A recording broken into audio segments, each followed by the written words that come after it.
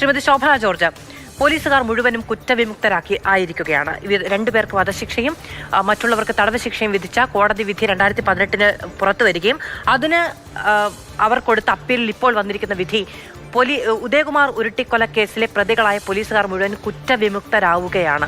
അപ്പോൾ നേരത്തെ അനന്തകൃഷ്ണൻ ചോദിച്ചതുപോലെ നമ്മളെല്ലാവരും ചോദിക്കുന്ന പോലെ ഉദയകുമാർ പിന്നെ എങ്ങനെയാണ് മരിച്ചത്? 2 മണിക്ക് പോലീസ് കസ്റ്റഡിയിലെടുത്ത ഒരാൾ 8 മണിക്ക് ചങ്കുപൊട്ടി മരിച്ചത് പിന്നെ എങ്ങനെയാണ്?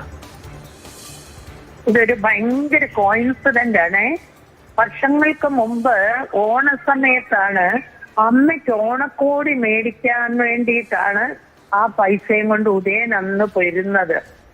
അമ്മയ്ക്കുള്ള ഓണക്കോടിക്കുള്ള പൈസയാണ് ഇത് എന്ന് അന്ന് പോലീസുകാരോട് പറഞ്ഞു എന്നാണ് അന്ന് നമ്മൾ കേട്ടത്. അങ്ങനെ അമ്മയ്ക്ക് ഓണക്കോടി പോലും കൊടുക്കാനാവാതെയാണ് അന്ന് ഉദയൻ മരിക്കുന്നത്.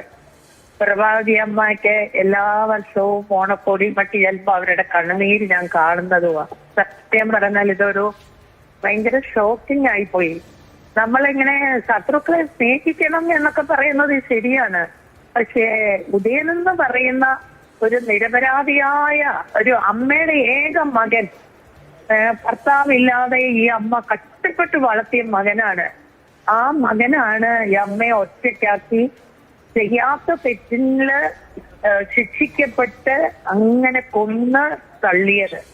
പിന്നെ നമ്മൾ എന്താ പറയാ, കോടതിയുടെ വിധി മാനിക്കുന്നു എന്നല്ലാതെ നമുക്ക് സങ്കടമുണ്ട്, പ്രതിഷേധമുണ്ട്. അതേ എനിക്ക് പറയാനുള്ളൂ. അല്ല, പക്ഷേ CBI അന്വേഷണത്തിലെ വീഴ്ച ചൂണ്ടിക്കാണിച്ചുകൊണ്ടാണ് ഇപ്പോൾ CBI കോടതിയുടെ ഭാഗത്തുനിന്ന് ഒരു ഉത്തരവ് വരുന്നത്. അന്വേഷണത്തിൽ വീഴ്ച ഉണ്ടായിട്ടുണ്ടെങ്കിൽ നന്നായി അന്വേഷിക്കുക എന്നുള്ളതല്ലേ, അല്ലാതെ അല്ലെങ്കിൽ വീണ്ടും അന്വേഷിക്കുക എന്നുള്ളതല്ലേ. അല്ലാതെ ഈ പ്രതികളെ കീഴ്ക്കോടതി കുറ്റത്തിന് ശിക്ഷ വിധിച്ച, വധശിക്ഷ അടക്കം വിധിച്ച, തടവ് ശിക്ഷ അടക്കം വിധിച്ച മുഴുവൻ ആളുകളെയും എങ്ങനെയാണ് കുറ്റവിമുക്തരാക്കുന്നത്? അപ്പോൾ കുറ്റവിമുക്തരാക്കുമ്പോൾ ഈ സംവിധാനത്തോട് കോടതി ചോദിക്കണ്ടേ പിന്നെ എങ്ങനെയാണ് കസ്റ്റഡിയിൽ ആ കൊലപാതകം ഉണ്ടായത് എന്നുള്ളത്? ഈ മനുഷ്യന്റെ കാലുകൾ, നമുക്ക് ആ ദൃശ്യങ്ങൾ ഓർമ്മയുണ്ടല്ലോ അല്ലെ? ഈ തുടയിലെ മുഴുവനും രക്തധമനികളും പൊട്ടിപ്പോയാണ് മരിക്കുന്നത്. എങ്ങനെയാണ് മരിക്കുന്നത്? 4000 രൂപയ്ക്കോ?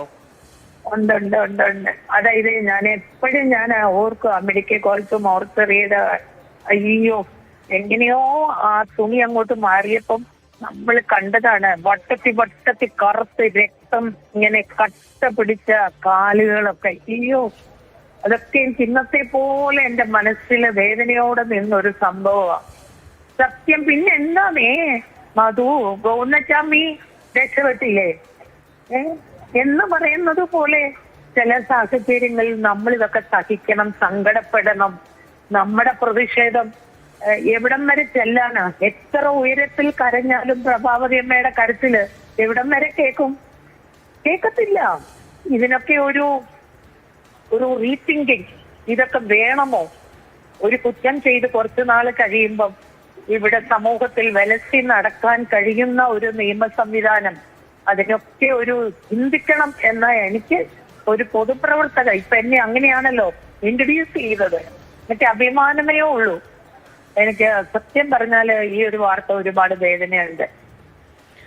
വളരെയധികം നന്ദി ശ്രീമതി ശോഭന ജോർജ്. ശോഭന ജോർജ് പറയുമായിരുന്നു, ഒരു ഓണക്കാലത്താണ് ഈ ഉദയകുമാറെ പിടിച്ചുകൊണ്ട് പോകുന്നത്, മറ്റൊരു ഓണക്കാലത്താണ് ആ കേസിൽ നീതി എന്ന് തോന്നുന്ന ഒരു വിധി, ഈ 2 പേർക്ക് വധശിക്ഷയും മറ്റുള്ളവർക്ക് തടവ് ശിക്ഷയും വിധിച്ചുകൊണ്ടുള്ള ഒരു കോടതി വിധി ഉണ്ടാകുന്നത്.